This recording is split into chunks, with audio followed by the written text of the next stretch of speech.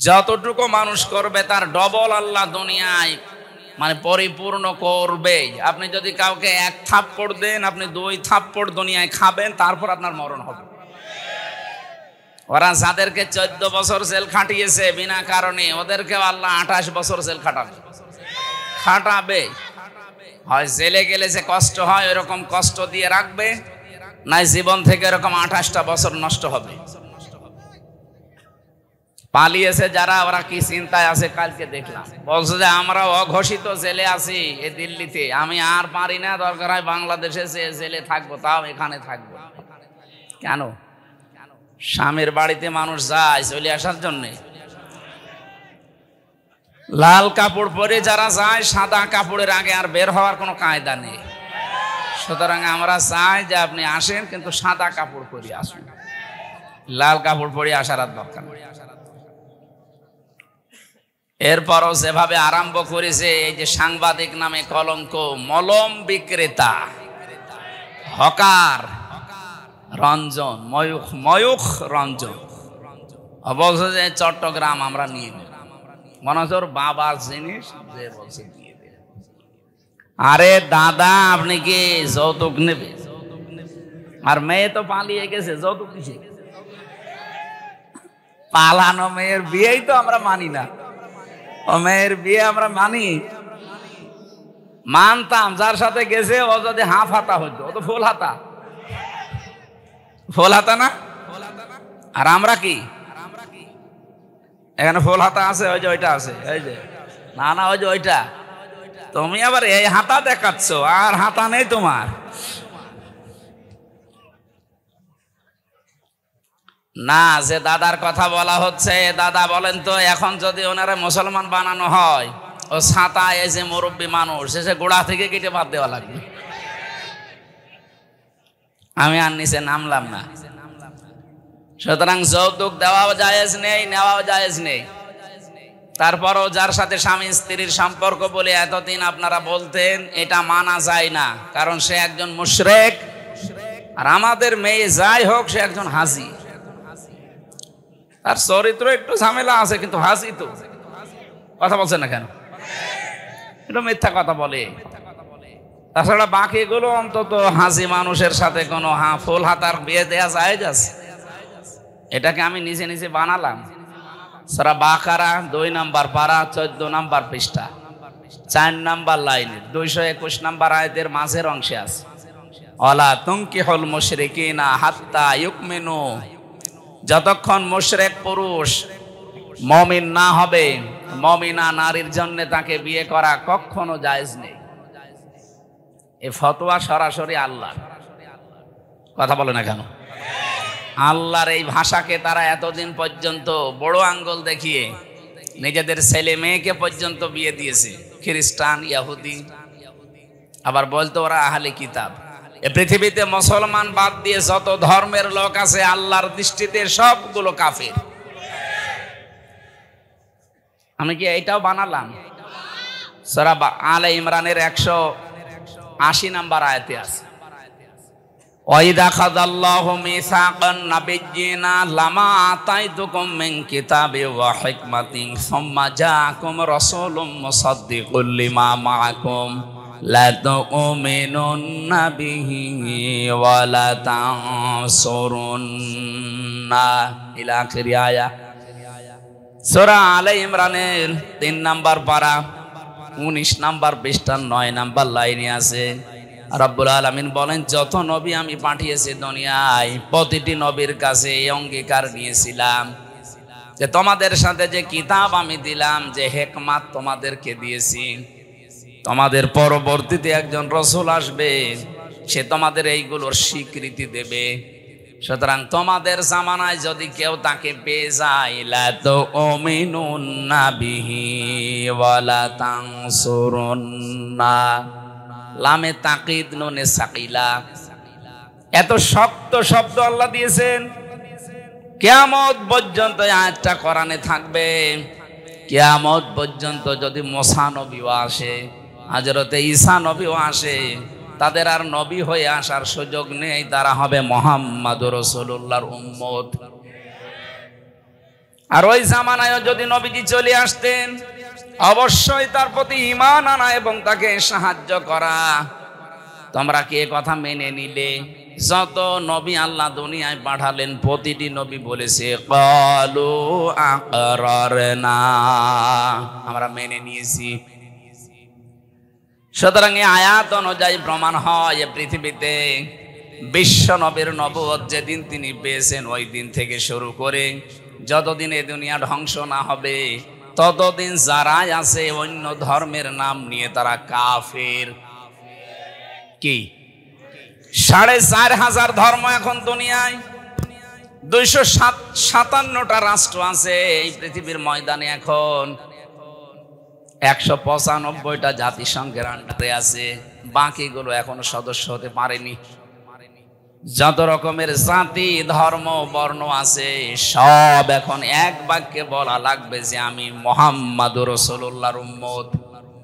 কেউ যদি মুসা নবী, ঈসা নবী, দাউদ নবী, সুলাইমান নবী, এমনকি আদম নবীর উম্মত কেউ দাবি করে, সে কাফের।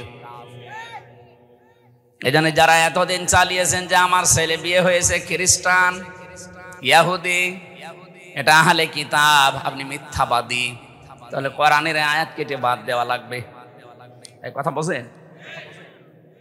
এখান থেকে আপনারা কি নেবেন? এ জামানায় আমরা যারা আছি কোরআন শরীফের ভেতরে দেখবেন আল্লাহ প্রতিটি অক্ষর দিয়ে আমার নবীর হয় সম্মান মর্যাদা উপরে তুলে দিয়েছেন। আলিফ দিয়ে পরিচয় দিয়েছেন আহমাদ, আহমাদ মানে প্রশংসিত। বা দিয়ে আল্লাহ জানাতে চেয়েছেন আমার নবী বাশির, তিনি সুসংবাদদাতা। তা দিয়ে আল্লাহ পাক জানিয়েছেন আমার নবী মুত্তাকি, তিনি সংযম অবলম্বনকারী। সা দিয়ে তিনি জানিয়েছেন আমার নবী মুদ্দাসির, তিনি কম্বলওয়ালা। জিম দিয়ে আল্লাহ পাক বলেন আমার নবী জামিল, সবচাইতে সুন্দর। হা দিয়ে আল্লাহ পাক বলেন আমার নবী হামিম, অন্তরঙ্গ বন্ধু। খা দিয়ে জানিয়েছেন খাতামান নবিয়্যিন, শেষ নবী। এভাবে করতে করতে একেবারে শেষ অক্ষরে দেখবেন ইয়া, আল্লাহ নিজেই ডাক দিয়েছেন নবীকে ইয়াসিন। ইয়া মানে হে, সিন মানে সাজ্জেদ, সাজ্জেদ মানে নেতা। আপনি এবার রাজনীতির গন্ধ খুঁজতে যাবেন না, আল্লাহ নিজের ঘোষণা দেওয়া নেতা। আল্লাহ বলেন একমাত্র নেতৃত্বের গুণাবলী দিয়ে পাঠিয়েছি আমার নবীকে। যেহেতু কিয়ামত পর্যন্ত উনি থাকবেন না, ওনার আদর্শ যারা দুনিয়ায় মেনে চলবে তারাই কেবল নেতৃত্ব দিতে পারে। তাহলে ইয়াসিন এই শব্দ দ্বারা ব্যাখ্যায় পাওয়া যায় কিয়ামত পর্যন্ত নবী থাকবেন না ঠিক, কিন্তু তার আদর্শ যারা মানবে তারা নেতা হওয়ার কোয়ালিটি পাবে। নবীজির আদর্শ যাদের ভেতরে নেই ও নেতা হতেও পারবে না, কারণ এটা গুরুত্বপূর্ণ একটা পাঠ। আপনি নবীর আদর্শ না পেলে, জনগণের দায়িত্ব পেলে আপনি ঠিক থাকতে পারবেন না। বিশ্ব নবী যেদিন হিজরত করবেন, হযরতে আলী রাদিয়াল্লাহু তাআলা আনহুকে ডাক দিলেন, আলী, আল্লাহর আদেশ এসেছে আমি এই মুহূর্তে চলে যাব, কিন্তু ওই যে টোপলাগুলো দেখতে পাও ঘরের ভেতরে, এগুলো সব ওই কাফেরদের। তারা নিজেদের নেতাকে, বাবাকে, মাকে বিশ্বাস করে না, এগুলো আমার কাছে রেখে গেছে আল আমিন, আস সাদিক এই নামের কারণে। ওরা আমাকে আমানতদার ভাবে।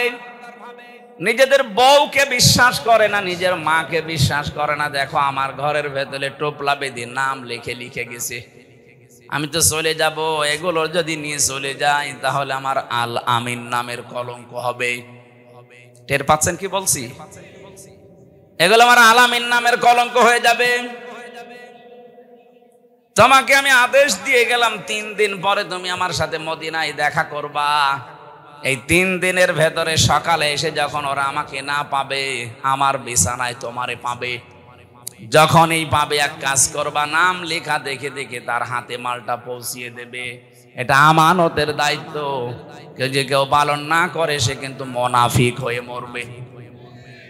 বাংলাদেশে যারা দায়িত্বে থাকে, বিশেষ করে যারা নেতা বলে দাবি করে, এরা যদি এই সেন্স নিয়ে চলতো, আল্লাহর কসম মাওলানা মতিউর রহমান নিজামী, আলী হাসান মুজাহিদের মতো সায়রানাও দুর্নীতি পাওয়া যেত না।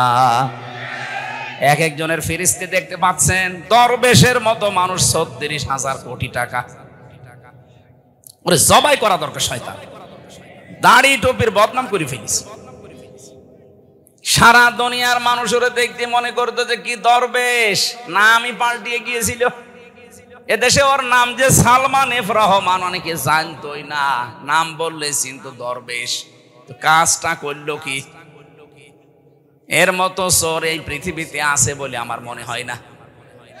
আপনি চিন্তা করেন তো, ৩৬,০০০ কোটি।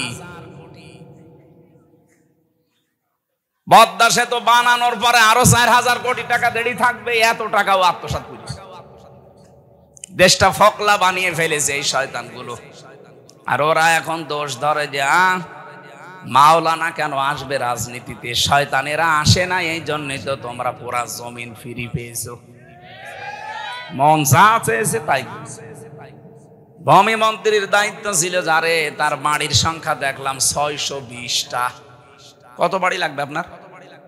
এখন তার একটা বাড়িতেও থাকতে পারেন না, সবগুলো এখন ওঝার গৃহ হয়ে যাচ্ছে। আল্লাহ কোরআনে কারিমে যা দিয়েছেন একেবারে খাপের খাপ মিলে যাচ্ছে। আল্লাহ পাক বলেন তো, জুলুমের কারণে ওই জায়গাটা পর্যন্ত আমি আল্লাহ অভিশপ্ত বানিয়ে দিয়েছি। বিমা জলামো, ওদের জুলুমের কারণে ওরা যেখানে থাকতো ওই জায়গাটাও এখন কিয়ামত পর্যন্ত অভিশপ্ত। আমি হানিফের বাড়ির নাম বললাম এমনি না, আমি দেখে এসেছি। দিনাজপুরে গিয়েছিলাম, ওখানেও একজনের বাড়ি দেখলাম। কিশোরগঞ্জে তো বললামই, ওটা জাতীয় টয়লেট চলছে। আমাদের এখান থেকে যেটা নেওয়া দরকার, আগামীতে যারা আসবেন, জালেমদের এত বড় শিকড় কেটে দিয়ে যদি আল্লাহ বাড়ি ঘর পর্যন্ত পরিত্যক্ত করে দিতে পারে, আগামীতে যারাই বসবেন তারা যদি সত্যি জনগণের উপরে জুলুম করার মন মানসিকতা হয়, 5 বছর পরে আপনার বাড়ি পরিত্যক্ত হয়ে যাবে। কি বলেছি টের পেয়েছেন না? টের পান? আলহামদুলিল্লাহ। আমরা যেন শিক্ষা নিতে পারি। আয়াতের পরে এটার আরবি আছে, আমি বাংলাটা বললাম। ইন্না ফি যালিকা লায়াতাল লিকাওমিন ইয়ালামুন। রব্বুল আলামিন বলেন এর ভেতরে তোর জন্য শিক্ষা আছে। এখানে লামে তাকিদ আছে। আরবি গ্রামার যারা জানে, লামে তাকিদ দিয়েছেন আল্লাহ। এমনিতে আল্লাহ স্বাভাবিকভাবে কথা বললেই তো হতো, আবার গ্যারান্টি দিলেন কেন? তার মানে এটা আল্লাহ ঘটাবেন, মাস্ট বি, এর ভেতরে কোনো সন্দেহ নেই। আয়াত শুরু করার আগেই দিয়েছেন ইন্না, মাঝে দিয়েছেন লামে তাকিদ। আল্লাহ পাক বলেন অবশ্যই এর ভেতরে শিক্ষা আছে, যারা জ্ঞানী মানুষ তাদের জন্য। আর যদি ওটা তার কাটা থাকে, মাথার বুদ্ধিহীন হয়, পাগল হয়, নির্বোধ হয়, ওর জন্য এখানে কোনো শিক্ষা নেই। আমরা যেহেতু মাথার তার কাটা না, পাগল না, নির্বোধ না, বুদ্ধিমান বলে দাবি করি, অবশ্যই আমাদেরকে এখান থেকে শিক্ষা নেওয়া লাগবে। আমি দেখতে পাচ্ছি এদেশে অনেকে এখনো পর্যন্ত থালা হাতে পায়নি, তারপরও শুরু করে দিয়েছে উল্টাপাল্টা। এটা ঠিক হচ্ছে না, আপনার বদনাম হয়ে যাচ্ছে। আপনার কারণে দলের বদনাম হচ্ছে, আপনি টের পাচ্ছেন। আজকে গোবিন্দ পরামানিকের সকালের বক্তব্য দেখেননি? নারায়ণগঞ্জের বন্দরে আজকে সকালে একটা ভিডিও ভাইরাল করে দিয়েছে। আমি নাম নিলাম না, ওই দলের একজন নেতা আছে, প্রকাশ্যে চাঁদাবাজি করছে। কি হয়েছে আপনার? ওই পর্যন্ত যখন যাবে তারেক জিয়া পর্যন্ত পেছনে লাথি দিয়ে একেবারে দল থেকে বহিষ্কার করে দেবে। কারণ আপনার মতো আগাছার জন্য বিএনপির মতো এত বড় দলের বদনাম উনি জীবনও মেনে। 5 তারিখের পর থেকে অহরহ ভিডিও বার্তা পাঠাচ্ছে যে আপনারা কোনো ঝামেলায় জড়াবেন না, চাঁদাবাজি তো দূরের কথা, মানুষের দিকে চোখ তুলেও তাকাবেন না। আর আপনি কি শুরু করেছেন? সারা দেশে দেখছে উল্টা পাল্টা শুরু হয়েছে। আপনার চাইতে অত্যাচারিত আমরা কম হয়েছি। এখনো পর্যন্ত তো কাদা লাগে না এদের গায়ে যে এরা চাঁদাবাজি করেছে। আপনি বলেন তো কোন কারণে এগুলো আরম্ভ করেছেন? সারা বিশ্বের মিডিয়া এখন এই সমস্ত শয়তানগুলো যারা আছে ওরা তো বসে নেই, ওরা নিজেরা ষড়যন্ত্র করে হয়নি, তখন ওরা হিন্দুদেরকে কাজে লাগাচ্ছে। আপনি আজকেও পঞ্চগড়ে এবং মাগুরায় এই দুইটা জেলার মানুষ গেছে চিকিৎসা করার জন্যে, ওরা ওদেরকে টাকা পয়সা খাওয়িয়ে বলছে বলো এই কথা আছে আমরা বাংলাদেশে টিকতে পারলাম না, চলে আসলাম। ওরা বলছে আমরা চিকিৎসার জন্য এসেছি। ওই যে মলম সাংবাদিক, ওর খালি চুলকায়। আমার মনে হয় বাংলাদেশে হিজরাদের ভেতরে দিয়ে দেওয়া দরকার, কামড়িয়ে খাবে ও, শয়তান তো টের পায়। চট্টগ্রাম নিয়ে নেবে, চট্টগ্রাম নিলে আমরা কি বসে আছি? এদেশের 1 ইঞ্চি না হাফ ইঞ্চি মাটি যদি কেউ নিতে চায়, 18 কোটি মানুষ যদি জীবন দেওয়া লাগে, 36 কোটি দাদা নিয়ে জীবন দেবে। কথা বলুন। পৃথিবীর একমাত্র দেশ 257টা দেশের ভেতরে আজকে সকালে দেখলাম তাম পৃথিবীর একমাত্র দেশ যেখানে সাম্প্রদায়িক সম্প্রীতি সবচাইতে বেশি, সেটা বাংলাদেশ। এটা নষ্ট করার জন্য ওরা উঠে পড়ে লেগেছে, এতদিনও চেষ্টা চালিয়েছে, পারে নাই। সারাটা জীবন মিথ্যা কথা বাংলাদেশের বিরুদ্ধে ছড়িয়েছে যে এখানে নাকি সংখ্যালঘু নির্যাতন হয়, অথচ সবচাইতে বেশি এখন সংখ্যালঘু নির্যাতন চলছে ভারতে। ওরা আল্লাহর ঘর মসজিদ পর্যন্ত ভেঙ্গে ভেঙ্গে মন্দির বানাচ্ছে। কালকে সকালেও একটা ভেঙেছে। আপনি মানুষ, বাংলাদেশে 96% আমরা মুসলমান, কই পৃথিবীর ইতিহাস পাল্টিয়ে যাবে, কিন্তু আজ পর্যন্ত একটা মন্দির ভেঙে মসজিদ বানিয়েছি আছে? কি আরম্ভ করেছেন আপনারা? আপনার আশেপাশে যতগুলো দেশ আছে, একটা দেশের সম্পর্ক আপনার সাথে ভালো না। ভারতের পাকিস্তানের বর্ডারে ওরা মার খায়, চীনের বর্ডারে মার খায়, নেপালের বর্ডারে মার খায়, আফগানের সাথে একটা চিকন বর্ডার আছে ওখানেও মার খায়, ভুটানের বর্ডারে মার খায়, মায়ানমারে মার খায়। এতদিন এই লেজড় বৃত্তির কারণে আমাদেরকেও মারত, এখন তো আর সাহস পাচ্ছে না। কারণ আমি জানি ওদের বহু প্রদেশে আমি ঘুরেছি, 29টা প্রদেশের অনেক প্রদেশ আমার ঘোরা শেষ। আমি দেখেছি সবচেয়ে বেশি ভয় এই মুশরিকরা মরণকে করে। এত ভয় মরণের ওদের, কোরআনে কারিমে আল্লাহ দিয়েছে, ওয়ালা তাজিদান্নাহুম আহরাসান নাস আলা হায়াতি ওয়া মিনাল্লাযিনা আশরাকু। হে নবী, অবশ্যই আপনি দেখতে পাবেন জীবনের প্রতি সবচাইতে বেশি মায়া মুশরিকদের। এজন্য ওদেরকে যদি কোনো কায়দায় এই মরে যাবি, কিন্তু ও আপনাকে বাপ বলবে না, বাপের বাপ বলবে। খালি এই যে চাওয়া বন্ধ করে দিয়েছে, একটু মরণের ছোঁয়া পেয়েছে, এখন বলছে কো আমরা তো ভিসা বন্ধ করিনি। গতকালকে ট্রাম্প যে সিদ্ধান্ত নিয়েছে যদি বাস্তবায়ন জানুয়ারির 20 তারিখে শপথ নেওয়ার পরে করে, মোদির মাথায় আগুন ধরে যাবে। 16 লাখ ভারতীয়কে আমেরিকা থেকে ফেরত পাঠিয়ে দেবে, টের পাচ্ছেন? এদিকে বাংলার বিভিন্ন বর্ডারে ওদের পেঁয়াজ আলু সব পচা আরম্ভ হয়ে গেছে। আহ্বান জানাবো, এই দেশে যারা দায়িত্বে এখন আছেন, দরকার হয় বাংলার 18 কোটি মানুষের কাছে 2 টাকা 5 টাকা করে কালেকশন করেন। এই টাকা দিয়ে বাংলার 8টা বিভাগে আন্তর্জাতিক মানের হাসপাতাল বানান। ওদের দেশে যাওয়ার কোনো দরকার নেই। ব্যবসা বাণিজ্য যা আছে সব পাকিস্তানের সাথে, চীনের সাথে, তুরস্কের সাথে আরম্ভ করেন। ওর আশপাশের যতগুলো দেশ সবগুলো যদি ভারত ছাড়া চলতে পারে, বাংলাদেশ চলবে, কোনো ব্যাপার না। 2 দিন পরে দেখবেন খালু, বাপ, চাচা যা আছে দোলাভাই পর্যন্ত ডাকবে। আমি মিশে দেখেছি তো, এই জন্য বললাম। আর কোরআনেও আছে ওইটা, সূরা বাকারায়। প্রতিবেশী একটা পেয়েছি, কপাল খারাপ আমাদের, একটা জঘন্য চরিত্রের প্রতিবেশী এরা, মানুষ নামে কলঙ্ক। এতদিন চেষ্টা চালিয়ে পারে নাই, এখন আবার উস্কানি দিচ্ছে হিন্দুদেরকে বিভিন্ন কায়দায়। সম্মানিত হিন্দু ভাই এবং বোনেরা, কোনো উস্কানিতে পা দেওয়া যাবে না, তাহলে কিন্তু গোপালগঞ্জের মতো পেছনে লাল হয়ে যাবে। দেখেছেন ওদের পেছনে অবস্থা, এমন পিটানো পিটিয়েছিল আর্মিতে। ওই কয়দিন শুনলাম গোপালগঞ্জ থেকে ঢাকা আসলে, বসে আসলে 300 টাকা, দাঁড়িয়ে আসলে 1000 টাকা নেন। আর আপনার তো বগুড়ার মানুষ, টার্গেট ছিল বাংলাদেশে যাদের উপরে, তারা এই বগুড়ার একজন। কি কথা বলেন না কেন? জালেমদের যতগুলো জেলা টার্গেট ছিল, তার ভেতরে 1 নম্বরে ছিল সাতক্ষীরা, 2 নম্বরে চাঁপাই নবাবগঞ্জ, 3 নম্বরে বগুড়া।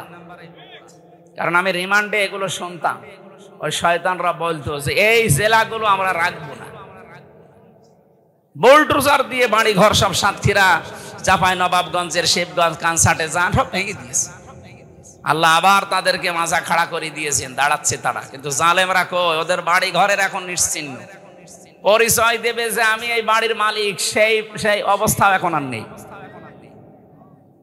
আমরা আর যাই করি ভাই, আমরা যেন জুলুম না করি। আমি হাতে পায়ে ধরে বলছি, আপনারা থামেন।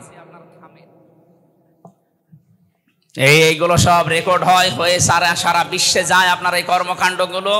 তখন বিশ্বের মোড়ল যারা, তারা একটু সুযোগ পায়। যেন র্যাবের যে ডিজি এখন প্রধান দায়িত্বে আছে, উনি কয়েকদিন আগে ঘোষণা দিয়েছে এতদিন পর্যন্ত যে জঙ্গির নাটক সাজিয়েছিল একটাও সত্য না, সবগুলো ওই মনিরুলের নাটক, ওই আসাদের নাটক এগুলো। আর আমি নিজে তো দেখে এসেছি মাঠের নিচে, সবগুলো নাটক। একটা মানুষকে নিয়ে যে 2 বছর 5 বছর 7 বছর রেখে দেয়, এত বড় বড় নখ হয়ে যায়, চুল দাড়ি গোপ যখন একেবারে সেরকম মনে হচ্ছে বন জঙ্গল থেকে বেরিয়ে আসে। কপাল ভালো থাকলে হয় ফেরত দেয়, আর কপালে যদি আর হায়াত না থাকে তখন হঠাৎ একদিন রাতের বেলা এসে বলে, ওই রেডি হ। কি রেডি? কি তার মানে ক্রস দেবে। আমার সামনের ঘটনা, এই যে মোশতাকুন নবী সাহেব বলছিলেন যে আমারে একদিন হঠাৎ করে এভাবে এসে বলে, ওই রেডি হন। কি রেডি? কি হবো? মানে আপনাকে নিয়ে যাব। চোখ মুখ বেঁধে সারা রাত খালি ঘোরায়। কোথায় নিয়ে যাচ্ছে আমি তো আর টের পাচ্ছি না। হঠাৎ রাত 11টা 12টার দিকে গাজীপুরের ওই জঙ্গলে নিয়ে বলে, যা ছেড়ে দিলাম, যেই দৌড় দেবেন গুলি করে মেরে বলবে যে আমরা ক্রস ফায়ারে মরে গেছি। এই চলছিল জঙ্গির নামে নাটক। আল্লাহ মনে হচ্ছে পোড়াটা উল্টি এখন ওদের বিরুদ্ধে দিয়েছে, কারণ ওরা এখন নিষিদ্ধ।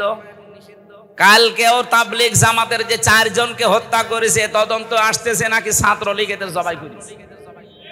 যদি সত্যি হয়, নিষিদ্ধ সংগঠনের এত সাহস আসে কোত্থেকে? পথে ঘাটে যদি এরকম কিছু পান, ওদেরকেও আমার মনে হয় এভাবে ঠিক জবাই করা দরকার, নয়তো থামবে না। আল্লাহ ওই রকম কথাই আজকে দিয়েছে। সূরা বাকারা 190 নম্বর আয়াত। আল্লাহ বলেন, কাতিলু, হত্যা করো। তুমি একজন করবা তা না, কাতিলু বহু বচন, তোমরা সবাই হত্যা করবা। ফি সাবিলিল্লাহ, আল্লাহর রাস্তায়। আল্লাযীনা ইউকাতিলুনাকুম, যেমন করে ওরা তোমাদেরকে হত্যা করেছিল বা করে। ফাতাদু, কিন্তু সীমা লঙ্ঘন করবা না। ইন্নাল্লাহা লা ইউহিব্বুল মুতাদিন, এই পৃথিবীতে সবচাইতে বেশি আল্লাহ ঘৃণা করে যারা সীমা লঙ্ঘন করে, এদের পছন্দই করে না।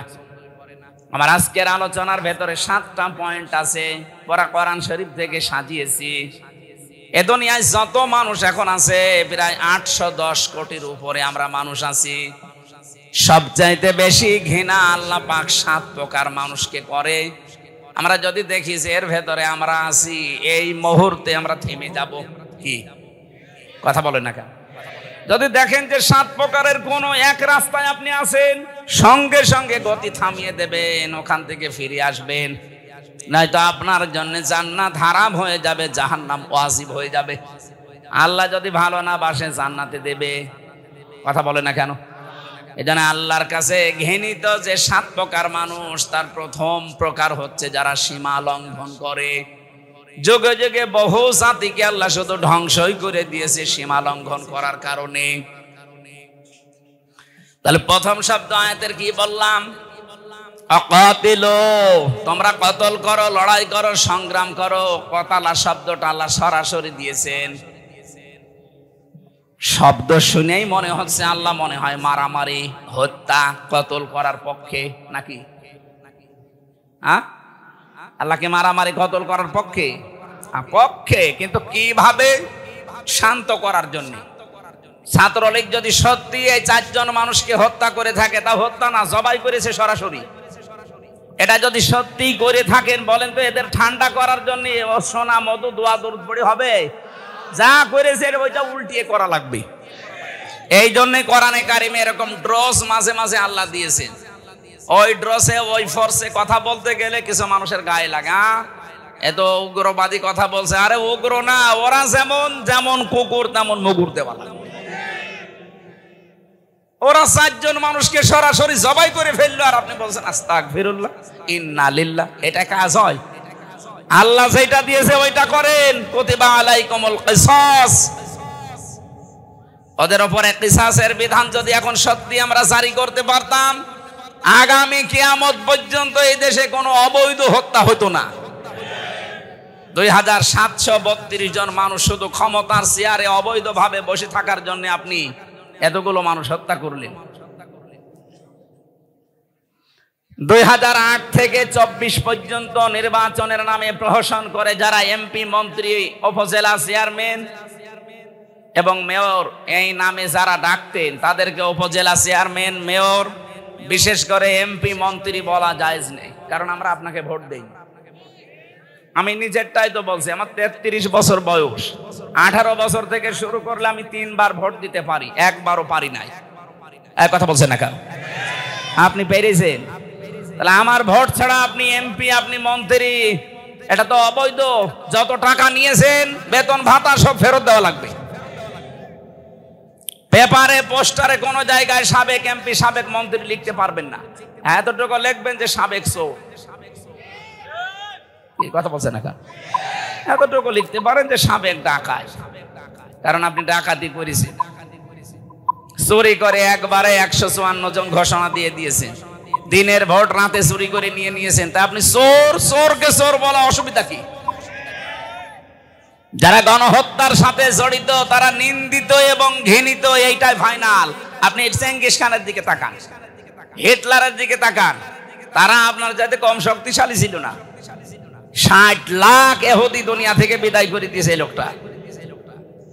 যদিও কাজ খারাপ করেনি, কিন্তু এই লোকটা আজ ঘৃণিত হয়ে আছে শুধু মানুষ হত্যার সাথে জড়িত থাকার কারণে।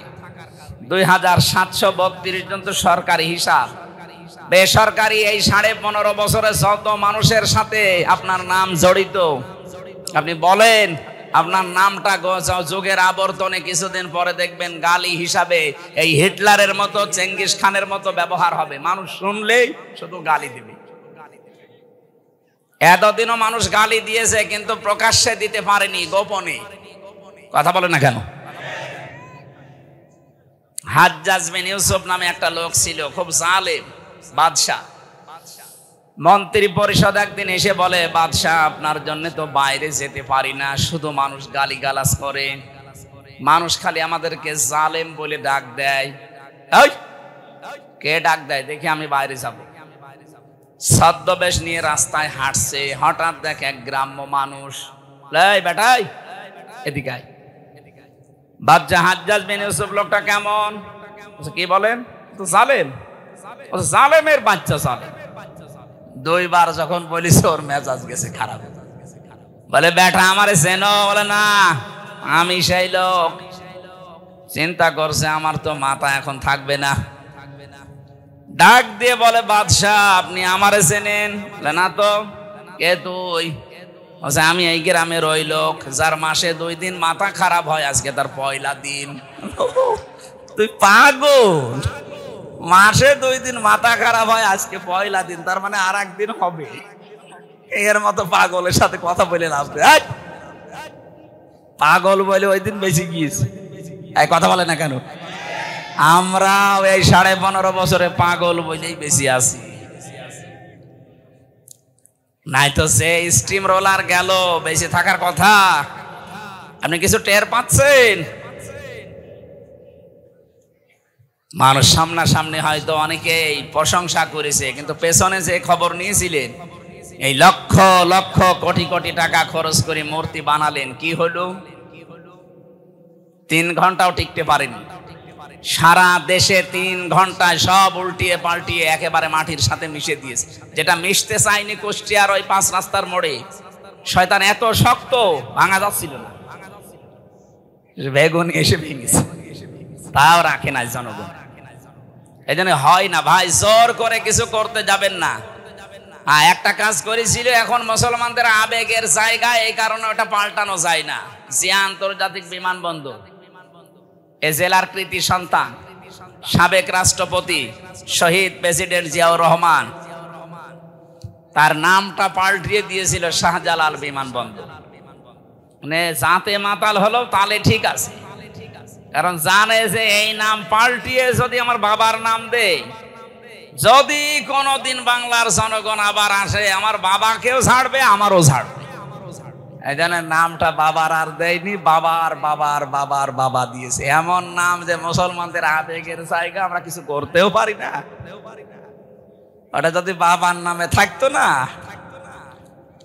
বিমানবন্দরের সামনে এক বাবা ছিল, ও বাবারে একেবারে জায়গা মতো পাঠিয়ে দিয়েছে। কথা বলছে না কেন? এই মূর্তি সংস্কৃতির সাথে আমাদের মুসলমান যারা কোনো সম্পর্ক আছে না, আমরা ওই সম্পর্ক রাখি না। কারণ আমাদের আদি পিতা হযরত আদম থেকে শুরু করে যত নবী আল্লাহ পাঠিয়েছেন সব মূর্তির বিরুদ্ধে।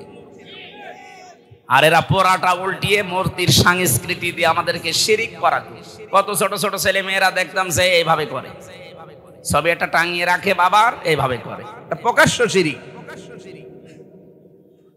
এই শিরিকের কারণে আল্লাহ নিরাপত্তা তুলে নেয় এলাকা থেকে। কাবা শরীফে এত নিরাপত্তা কেন? কারণ ওমান দাখালাহু কানা আমিনা, এখানে প্রবেশ করো নিরাপত্তা দিয়ে দেবে আল্লাহ। একটাই কারণ, সেখানে শিরিক নেই। কি নেই বলেন?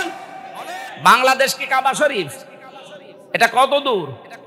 6500 কিলোমিটার। তাহলে এইটা যদি এখন আপনি কাবা শরীফের মতো নিরাপত্তা দিতে চান, এই 56,000 বর্গ মাইল, কোনো কাজ করা লাগবে না? কি করা লাগবে? প্রথম নাম্বারে সূরা আনামের 82 নাম্বার আয়াত, আল্লাযীনা আমানু ওয়া লাম ইয়ালবিসু ঈমানাহুম বিজুলমিন উলাইকা লাহুমুল আমনু। আল্লাহ পাক প্রথমেই বলেন, যারা ঈমান আনো এই দেশে, ঈমানের সাথে সাথে যদি জুলুম করতে না চাও, তার মানে এখানে জুলুম মানে শিরিক। আপনি তাফসীর যত দেখবেন, এখানে জুলমিন আর শিরকিন। যারা শিরিক থেকে পবিত্র থাকতে পারবে, উলাইকা লাহুমুল আমনু। আল্লাহ এইভাবে দেখিয়েছেন যে এই মানুষগুলো, বাংলার এই 56,000 বর্গ মাইলের এই 18 কোটি মানুষের জন্য আমি আল্লাহ নিরাপত্তার গ্যারান্টি দিয়ে দিলাম। সুবহানাল্লাহ বলতে পারেন? সুতরাং আশপাশের প্রতিবেশীদের দ্বারা যে ষড়যন্ত্র হচ্ছে, নিরাপত্তা বিঘ্নিত হচ্ছে আমাদের, আজ আমরা অনেকে আতঙ্কে আছি ওই শত্রুদের কারণে। এবং এই দেশে অনেকে এখনো লুকিয়ে আছে ঘাপটি মেরে এই শত্রুদের কারণে। এ দেশটা এখন শান্তি, স্বস্তি, নিরাপত্তা দিয়ে কাবার মতো যদি ঢেকে রাখতে হয়, শিরিক বর্জন করা লাগবে। কথা বলে না কেন? বাংলাদেশে বহু শিরিক আছে, প্রকাশ্যে গোপনে। প্রকাশ্যে একটা শিরিকের কথা বলছি, দেখেন তো আপনি ছাড়তে পারেন কিনা। যে মানুষগুলো এই দুনিয়াতে বিশ্বাস করে ক্ষমতার উৎস জনগণ, তারা শিরিক করছেন। শিরিক যারা করে তারা মুশরিক। কথা বলছে না কেন? হয়তো আপনি বুঝে না বুঝে বিশ্বাসে আছেন, এক্ষুনি বিশ্বাস পাল্টাবেন। কারণ কোরআনের 903টা আয়াতের সাথে পুরা সাংঘর্ষিক। আল্লাহ পাক বারবার আমাদেরকে শোনাচ্ছেন, আন্নাল কুওয়াতা লিল্লাহি জামিআ ইন্নাল্লাহা আলা কুল্লি শাইইন কাদির ওয়ালিল্লাহুম্মা মালিকাল মুলকি তুতিল মুলকা মান তাশা। এরকম 903 জায়গায় ডাইরেক্ট ইনডাইরেক্ট মিলে আল্লাহ জানিয়েছেন, আলা লাহুল খালকু ওয়াল আমরু তাবারাকাল্লাহু রাব্বুল আলামিন। বলেন আল্লাহু আকবার। আয়াতগুলোর সামারাইজ এই, ক্ষমতার উৎস জনগণ নয়, ক্ষমতার উৎস কে? কারা কারা মন থেকে প্রাণ দিয়ে বিশ্বাস করেন ক্ষমতার উৎস আল্লাহ? দেখি হাত তোলে। দেয় আন্দাজ হাত তুলবেন না, লোক দেখানোর জন্য হাত তুলছেন না, মন থেকে তোলেন। লিল্লাহি তাকবীর। দেখেন তো হাত তোলেনি কে? ওই যে কালো গেঞ্জি, ওই আপনার হাত কই? তোলেন। হ্যাঁ ঠিক আছে। এতগুলো মানুষের ভেতরে যদি শিরিক না থাকে, এই যে একজন এইভাবে দাঁড়িয়ে আছে, তার মানে ও মুশরিক। ওরে কোরআন শরীফের দলিলে হবে না, ওরে বাকারি শরীফ লাগবে। আপনি শিরিক করে তো নিজে বিপদে পড়ছেন না ভাই, আমাদেরকেও বিপদে ফেলছেন। এ বাংলাদেশে বাবার আর নিজের শিরিক করে যদি নিজেরা বিপদে পড়তো, কিচ্ছু বলতাম না। শিরিক করে দেশের শান্তি, স্বস্তি, নিরাপত্তা গোল্লায় যাচ্ছিল। কথা বলছে না কেন? কারণ আল্লাহর ঘোষণা, যারা শিরিক করে ওই জায়গা থেকে আল্লাহ শান্তি তুলে দেয়। 2 তলা নৌকা চলছে, কয় তলা? বলেন বলেন। উপর তলায় মনে করেন আমরা এই বুজুর্গ যারা এখানে বসে আছি এরকম ভালো মানুষ আছে উপরে সব, নিচতলায় মনে করেন এমন কিছু মানুষ আছে যাদের পানি দরকার, ওরা বারবার উপরে আসে পানি নিয়ে যায়। এখন যদি বলে ডিস্টার্ব করেন কেন, পানি তো নিচেই আছে, একটা তক্তা খুলে নিলে তো হয়। ওরা যদি বলে হুজুর ঠিক আছে আর জীবনও আসবো না, নিচে যে একটা তক্তা খোলা আরম্ভ করিস। ওপরে আমরা যদি এই যে বুজুর্গ যারা যদি দেখিছে যে ঠিক আছে খোল, ওরা নিজেরা যারা নিচে আছে ওরা একা মারবে না আমাদেরকেও মারবে? বলেন। সুতরাং আমাদেরকে বাঁচতে হলে অন্তত উপর তলায় বসে বসে হাওয়া খেলে এখন আর হবে না, যে কোনো কায়দায় তক্তা খোলা থেকে আপনাকে নিষেধ করাই লাগবে। যদি বারণ না শোনেন দরকারে মারধর করব, যদি মেরেও কাজ না দরকার মেরে ফেলবো, তাও আমাকে বাঁচা লাগবে। আপনি যে শিরিক করার মাধ্যমে দেশে আল্লাহর গজব ডাক দিয়ে নিয়ে আসছিলেন, আপনি টের পাচ্ছেন। আপনার কারণে আমরাও শান্তি শক্তি নিরাপত্তা হারিয়ে ফেলছিলাম। এই কারণেই তো বাধ্য হয়ে প্রতিবাদ করা লাগে। কথা বলেন ঠিক কিনা? আরে প্রতিবাদ যেই করেছে সেই গেছে লাল দালানে, আর কিছু মানুষ কৌশলে ছিল, ওই মানুষগুলো যাওয়া লাগে না, কিন্তু তারাও বাইরে একটা কারাগারে ছিল, বাড়িতে থাকতে পারে না, ধানের খেতে বাঁশতলায় গাছতলায় গোরস্থানে পর্যন্ত ছিল।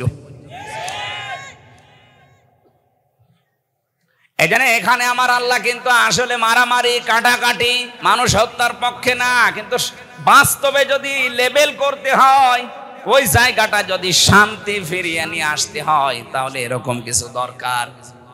রব্বুল আলামিন নবীজিকে জানিয়েছেন বদরের ময়দানের কাহিনীটা।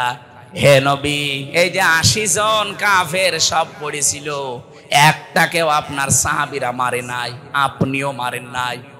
3000, 1000, 5000, প্রথমে 1000, পরে 3000, পরে 5000 ফেরেশতা পাঠিয়ে ওরা যে এসেছিল, ওদেরকে আমি আল্লাহ নিজে ফেরেশতাদেরকে দিয়ে এভাবে হত্যা করেছি। কেটে কেটে ফেলে রেখেছিলাম আপনার ওই খেজুরের ডালের কাজ না। আপনি যে খেজুরের ডাল নিয়ে এসেছিলেন সাহাবীদেরকে নিয়ে, অথচ যারা পড়ে আছে দেখেন তো খেজুরের ডাল দিয়ে এভাবে নিখুঁত ভাবে জবাই করা যায়। ওদেরকে তো জবাই করেছে আমার ফেরেশতারা। ফালাম তাকতুলুহুম ওয়ালাকিন্নাল্লাহা কাতালাহুম ওমা রমাইতা ইয রমাইতা ওয়ালাকিন্নাল্লাহা রমা। বরং তাদেরকে আপনি হত্যা করেননি, ওদের আমি আল্লাহ নিজে হত্যা করেছিলাম। আমি লেবেল করতে চেয়েছি দুনিয়া যেন শান্ত হয়। এই জন্য এখন যা শুরু করেছে ওরা গুপ্ত হত্যা, এটার জন্য সোনা মধু, এদের জন্য শুধু ঝাড় ফুঁক দিয়ে আর হবে না, ওয়াজে কাজ হবে না, এদের জন্য ঠিক ওই বিধানটা উল্টিয়ে দেওয়া লাগবে। আল্লাহ বলেন এতদিন যারা তোমাদের হত্যা করেছে তারাদেরকে হত্যা করো, কিন্তু সাবধান ওদের মতো সীমা লঙ্ঘন করবা না। ওরা 4 জন যদি মেরে ফেলে, হত্যা করে, জবাই করে, ওদের 4 জনকে ঠিক এইভাবেই করা লাগবে। এটা আমাদের হাতে তোলার বিষয় না, রাষ্ট্রের বিষয়। যারা দায়িত্বে আছেন আহ্বান জানাচ্ছি, দেশকে যদি সত্যি সামনে শান্তি স্বস্তি নিরাপত্তা দিতে চান, অন্তত এইটা দিয়ে আরম্ভ করেন। তাবলীগ জামাতের যাদের 4 জনকে জবাই করেছে, খুব তাড়াতাড়ি এদেরকে বায়তুল মুকাররমের সামনে নিয়ে জবাই করে দিন, দেখেন দেশে এমনি ঠান্ডা হয়ে যাবে। যারা উস্কানি দিচ্ছে ওরা বলবে ওরে বাপ দরকার নেই, কারণ আল্লাহ ভালো করে জানে যে কোন জায়গায় কোন ঔষধ দেওয়া লাগে। আল্লাহ বলেন সাবধান, সীমা লঙ্ঘন করতে যেও না, যে কোনো কাজে সীমা লঙ্ঘন করলে আমি আল্লাহ ঘৃণিত করে দেই। এতদিন যারা সীমা লঙ্ঘন করেছিল তাদেরকে আল্লাহ সত্যিই কিন্তু ঘৃণিত করে দিয়েছে। একেবারে শুরু হয়েছে সেই জান্নাত থেকে। এটা আমাদের আদি পিতা হযরতে আদম আলাইহিস সালাম, মা হাওয়া আলাইহিস সালাম, দুইজনেই সীমা লঙ্ঘন করে ওই গাছটার কাছে গিয়েছিল। ওটা একটা বর্ডার। আমরা মনে করি ওটা শুধু গন্ধম গাছের জন্যই খাস না। যারা এখানে তাফসীর বোঝেন তাদেরকে বলছি, বাড়ি যে পড়বেন, অকুলনা ইয়া আদামুসকুন আনতা ওয়া যাওজুকাল জান্নাহ ওয়াকুলা মিনহা রাগাদান হাইসু শি'তুমা। রব্বুল আলামিন বলেন, আদম, যে মেয়েটাকে বিয়ে করলে একে নিয়ে এবার বাবার বাড়ি চলে যাও। আদমের বাড়ি মানে জান্নাত। আদমের বাড়ি কোনটা বলেন বলেন? আর আমাদের বাবার বাড়ি, উনি যেহেতু আমাদের আদি পিতা বাবা, এই জন্য আমাদের বাবার বাড়ি জান্নাত। এখান থেকে মাসলা বের হয়, বিয়ে করে বউ নিয়ে আপনাকে বাবার বাড়ি যাওয়া লাগবে। তো কত মানুষকে আমরা দেখি বিয়ে করে আরো নিজে ঘর জামাই থেকে যায়। একটা ইতো এ বগুড়ায় ঘর জামাই আছেন?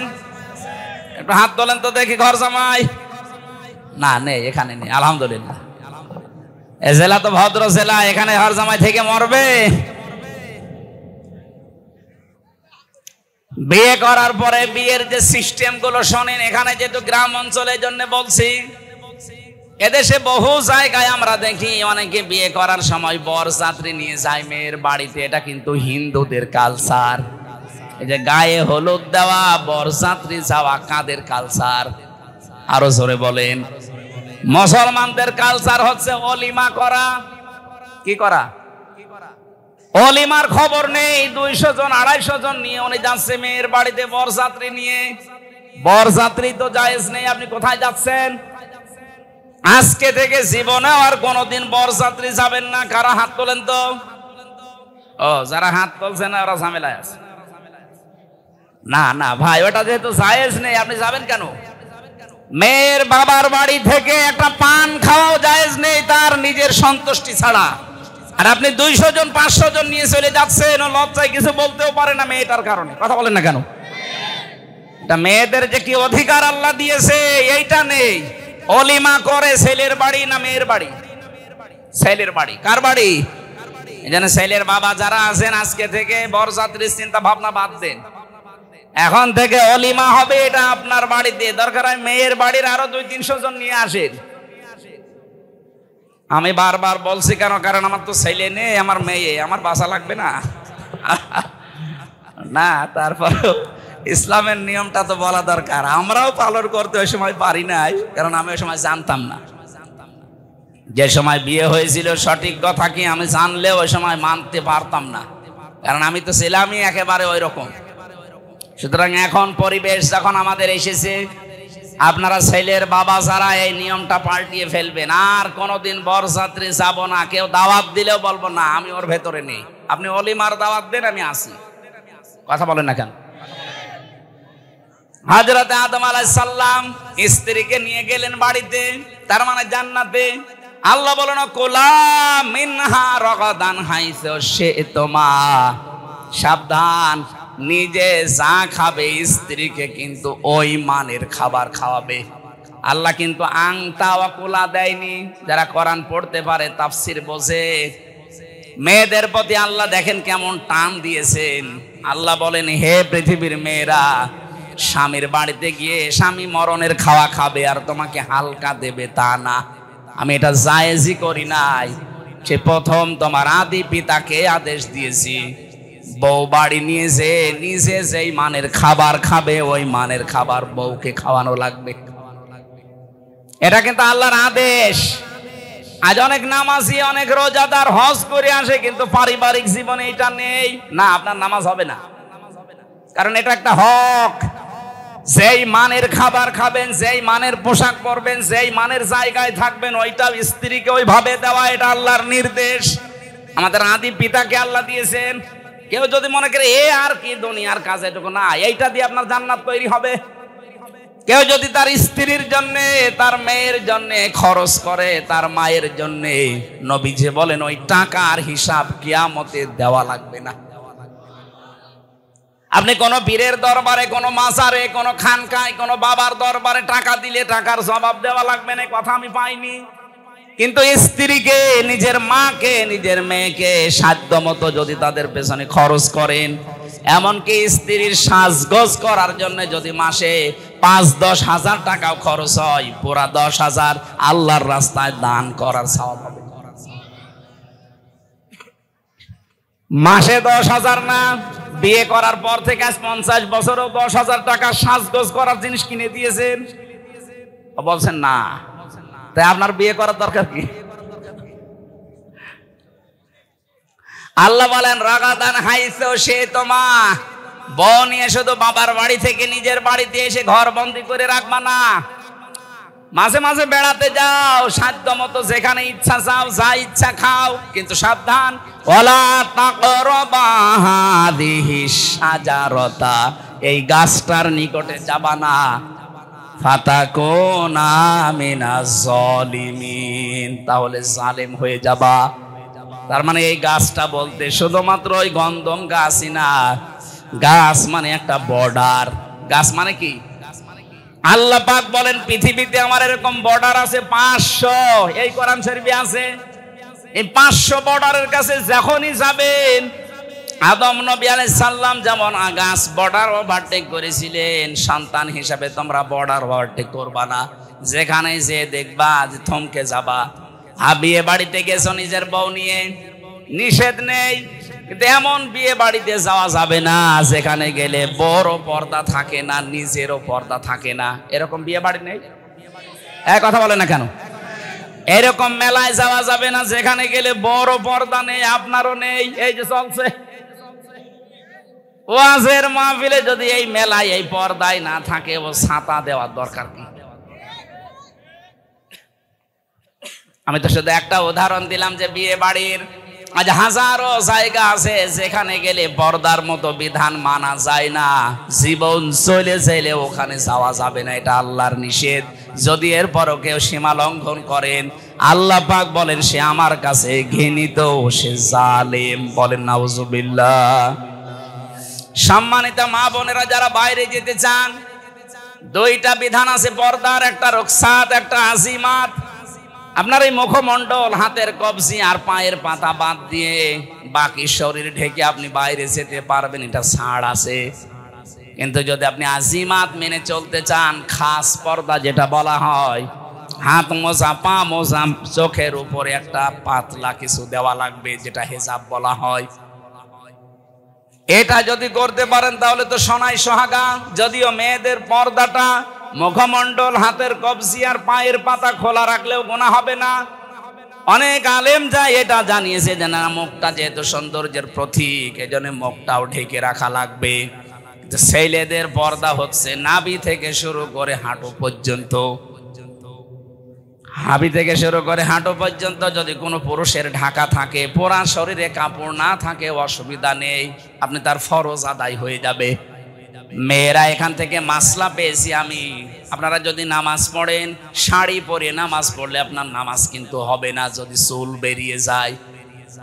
শাড়ি পরে নামাজ পড়ছেন, যদি সেজদায় রুকুতে গিয়ে চুল বেরিয়ে যায়, চুল দেখা যায়, আপনার নামাজ ভেঙে যাবে।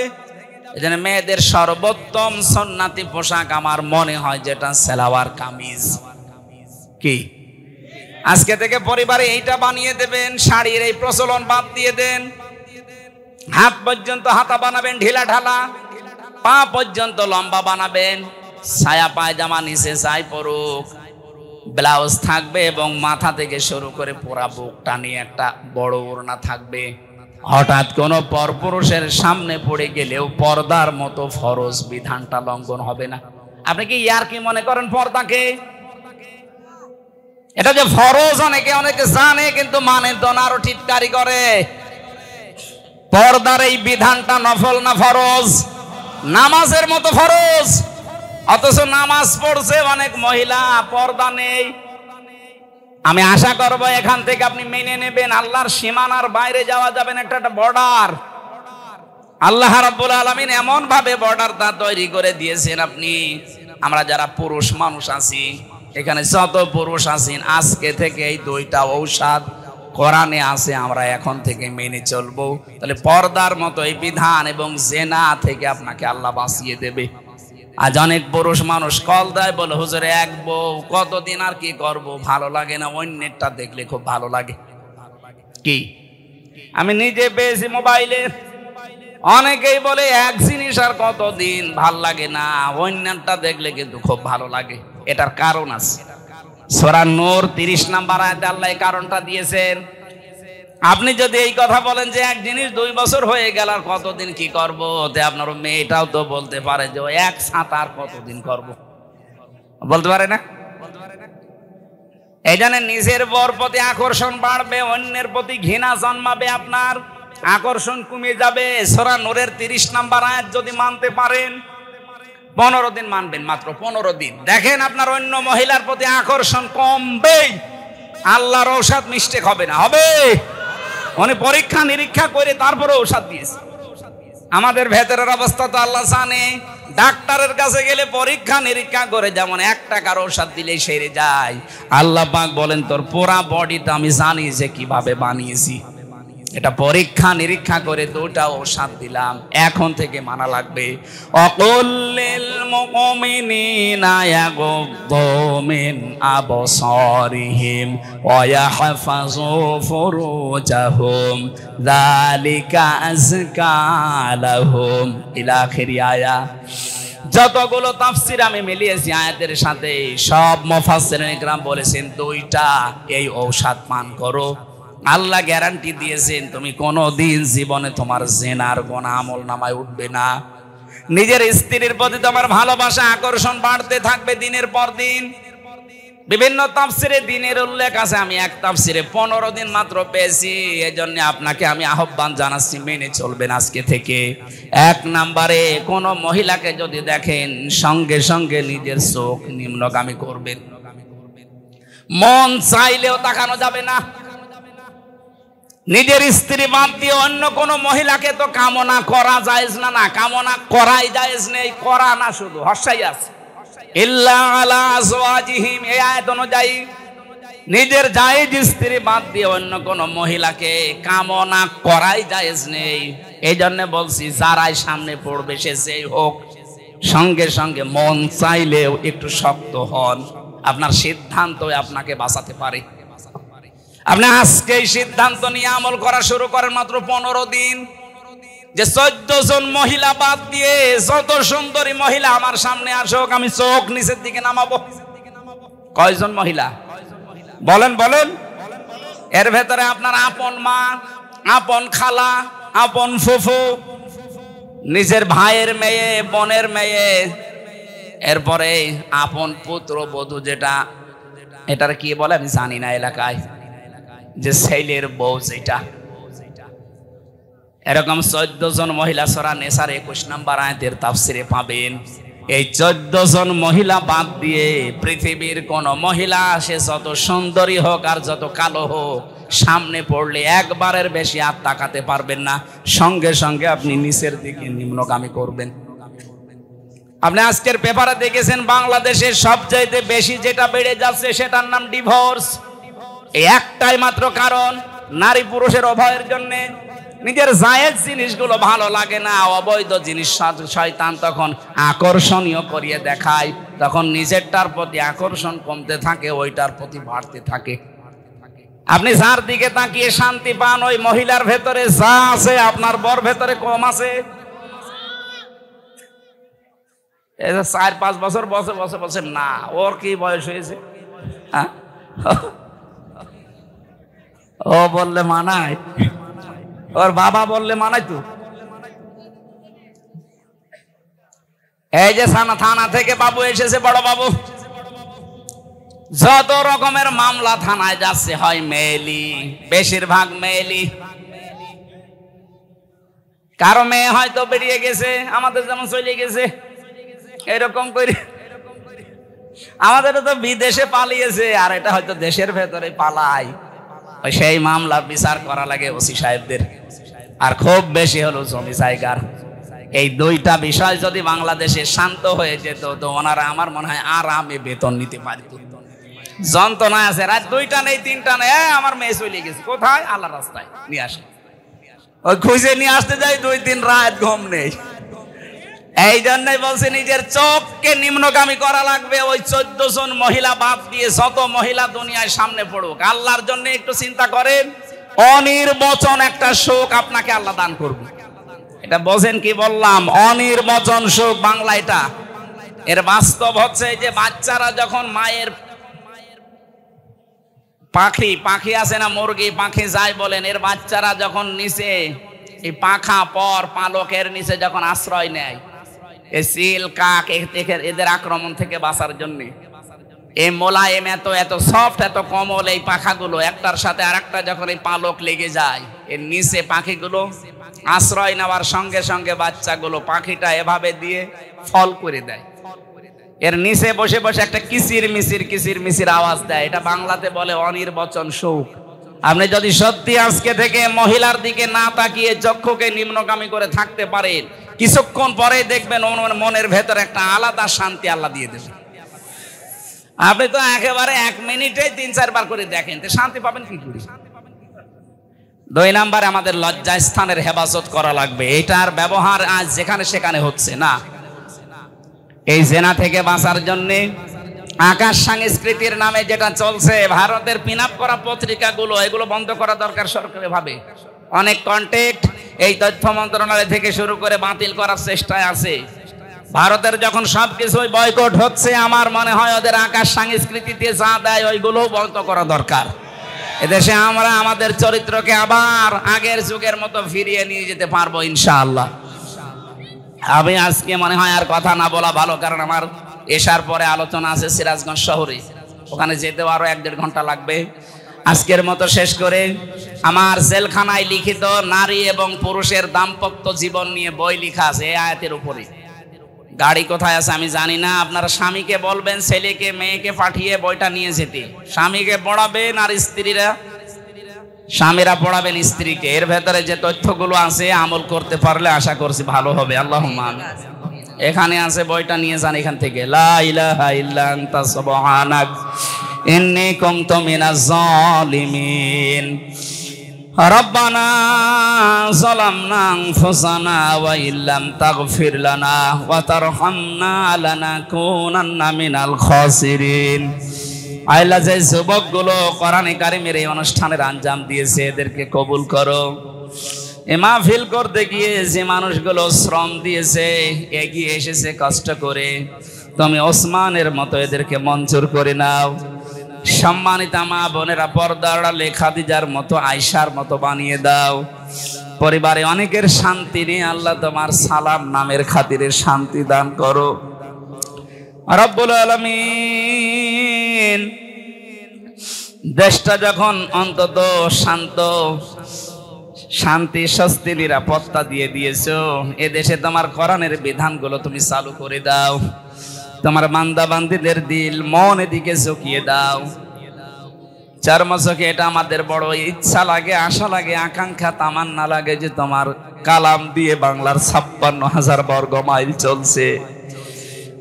আন্তর্জাতিক যত ষড়যন্ত্র আছে সবকিছু থেকে আমাদেরকে বাঁচাও। কোরআনে কারিমের এই নিয়ম নীতিটা তুমি আমাদের জন্য সহজ করে দাও। আল্লাহ তাআলা, সারা জীবন অপরাধ করে তো জীবনটা নষ্ট করে ফেলেছি। এখন আমরা সত্যি অনুতপ্ত, অনুশোচনা করছি, ফিরে এসেছি। আল্লাহ, আমাদের জীবনের অপরাধ এগুলো সব মাফ করে দিয়ে নেকি দিয়ে পাল্টিয়ে দাও। প্রশাসনের যে ভাইগুলো আজকে এসেছে, নিজেদের বাবা মা স্ত্রী পুত্র ছেড়ে দিয়ে যারা বাংলার বিভিন্ন প্রান্তে দায়িত্ব পালন করে, আল্লাহ এদের ইবাদত হিসাবে কবুল করে নাও। এদের শরীরটাকে সুস্থ রাখো। আদমদীঘি থানার দায়িত্বে যারা আছে তাদেরকে সহি সালামতে রাখো। এলাকায় তুমি শান্তি স্বস্তি নিরাপত্তা আবার ফিরিয়ে দাও। বাংলার প্রশাসনের উপরে জনগণের যে ভ্রান্ত ধারণাটা আছে, আল্লাহ তুমি এই ধারণা থেকে মুক্তি দাও। জালেমদের কারণে প্রশাসনটা পর্যন্ত কালার হয়ে গেছে। আল্লাহ, তুমি আগের অবস্থায় সেই সুনাম নিয়ে আবার কাজ করার সুযোগ করে দাও।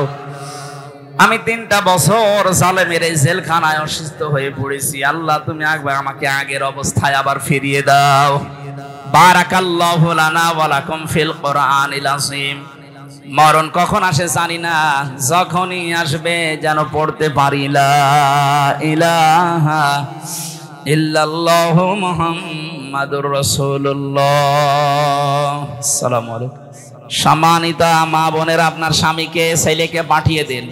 আলহামদুলিল্লাহ নাহমাদুহু ওয়া নাস্তাঈনুহু ওয়া নাস্তাগফিরুহু ওয়া নু'মিনু বিহি ونتوكل عليه ونعوذ بالله من شرور أنفسنا ومن سيئات أعمالنا من يهدي الله فلا مضل له ومن يضلل فلا هادي له ونشهد أن لا إله إلا الله وحده لا شريك له وأشهد أن محمدا عبده ورسوله الذي أرسله بالحق بشيرا ونذيرا وداعيا إلى الله بإذنه وسراجا منيرا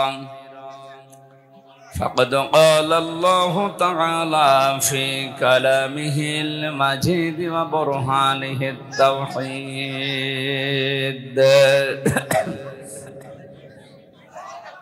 أعوذ بالله من الشيطان الرجيم بسم الله الرحمن الرحيم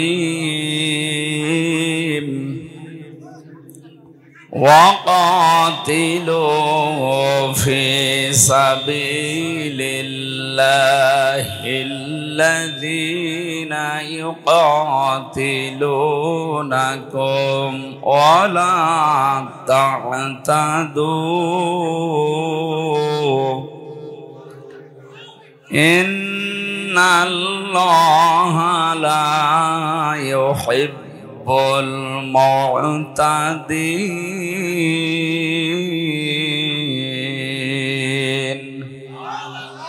صدقت يا ربنا এই কে মাইক চালাবনি রিভাব দেন আওয়াজ কানে আসে না দেন আরে দাঁড়িয়ে আছেন কি আপনাদের ওখানে ডিস্টার্ব হচ্ছে কথা বলবেন না আরে পেছনে দাঁড়িয়ে আছে কারা এরা বসিয়ে দিন সব বসিয়ে দিন বসিয়ে দিন দেন عن أبي هريرة رضي الله تعالى عنه قال قال النبي صلى الله عليه وسلم عليكم بالجهاد في سبيل الله فإنه باب من أبواب الجنة رواه ابن ماجه وما زادهم إلا إيمانا وتسليما اللهم صل على محمد وآله وصحبه وبارك وسلم আলহামদুলিল্লাহ বাংলাদেশের ঐতিহ্যবাহী জেলা বগুড়া আদমদিঘি থানার অন্তর্গত সান্তাহার দমদমা সরকারি প্রাথমিক বিদ্যালয় ময়দানে যুব সমাজের উদ্যোগে আয়োজিত তাফসীরুল কোরআন মাহফিলের স্বনামধন্য সভাপতি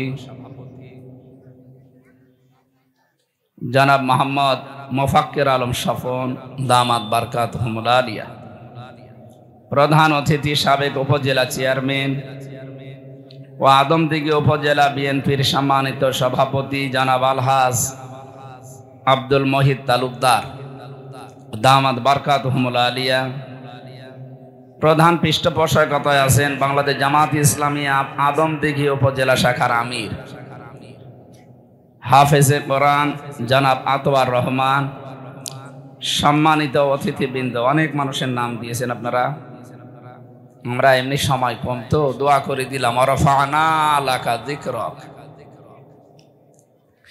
আলোচনা যারাই রাখলেন মাওলানা হোসেন মাহফুজ চুয়াডাঙ্গা, মাওলানা হাবিবুর রহমান যুক্তিবাদী নওগাঁ, আব্দুল্লাহ আল নোমান, হাফেজ সাইফুল ইসলাম, আনিচুর রহমান সহ অন্যান্য ওলামা ইকরাম, সামনে বসা মুসলমান ভাইরা, পর্দার আড়ালের সম্মানিতা মা এবং বোনেরা, প্রশাসনের ভাইরা, প্রাণ প্রিয় বগুড়াবাসী, এই ছেলে কি করো,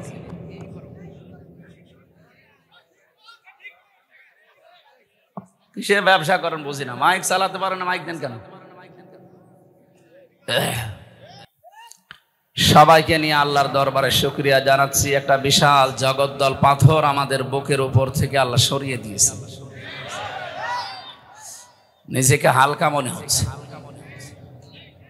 একটা বিশাল পাথর ছিল। ওদের যে শিকড় ছিল আমি তো কাছ থেকে আঁচ করতে পেরেছিলাম, একেবারে ইউনিয়ন থেকে শুরু করে সংসদ পর্যন্ত সব জায়গায় ওরা একেবারে শিকড় গেড়ে ফেলেছিল। আল্লাহ তাআলা বলেন ফাকতিয়া দাবিরুল কওমিল্লাযিনা যালামু, জালেমদের শিকড় কাটা হয়ে গেছে। কেটেছে কে এটা জানা নেই। এই কতিয়া মজহুল, এটা ফইলা কুতিলা, কে কেটেছে এর কর্তা জানা নেই। এই জন্যই বাংলাদেশে দেখেন আগস্টের 5 তারিখে যত জালেমদের বাড়ি ঘর ভাঙা হয়েছে, কে ভেঙেছে কেউ জানে। আল্লাহ তাআলা মনে হচ্ছে আঙ্গুল দিয়ে দেখিয়ে দিচ্ছে, ফাতিলকা বুয়ুতুহুম খাওবিয়াতাম বিমা যালামু। হে নবী, জালেমদের এই বাড়ি ঘরগুলো একটু দেখেন না কেন? খাওবিয়াতান, আমি জনশূন্য করে দিয়েছি, ওজাড় গৃহ বানিয়ে দিয়েছি, পরিত্যক্ত করে দিয়েছি, বিমা যালামু, এদের জুলুমের কারণে। এটা যে 100% সত্য, এটা তো আমি নিজে চোখে দেখতে পাচ্ছি। আমার কুষ্টিয়ার হানিফের বাড়ি এখন টয়লেট হয়ে গেছে। কালকে আমি কিশোরগঞ্জে ছিলাম, ওখান থেকে আসার সময় দেখি জেলা অফিস যেটা এই জালেমদের, এটা এখন গণ টয়লেট। 4-5 জন একসাথে যায়, এদিকে এদিকে এদিকে, মনে হচ্ছে যে জামাতবদ্ধ টয়লেট চলছে। এটা তো আল্লাহ এমনি করেনি। এই জায়গাগুলোতে বসে বসে জালেমরা দুর্বিসন্ধি করত, ষড়যন্ত্র করত, কাকে কোন বিপদে ফেলা যায়। আমি কি এটা বানালাম? এখান থেকে ষড়যন্ত্র করত, বুদ্ধি দিত যে অমুককে সকালবেলা ধরিয়ে দেবেন, মিথ্যা সাক্ষীগুলো রেডি করবেন, নিজেই মিথ্যা সাক্ষী দিয়ে একটা মানুষের 8-10 বছর 20 বছর নষ্ট করে দিত। একটা মানুষ যদি 14 বছর জেলে থাকে, ওর পরিবার বলতে আর কিছু থাকে? বলেন।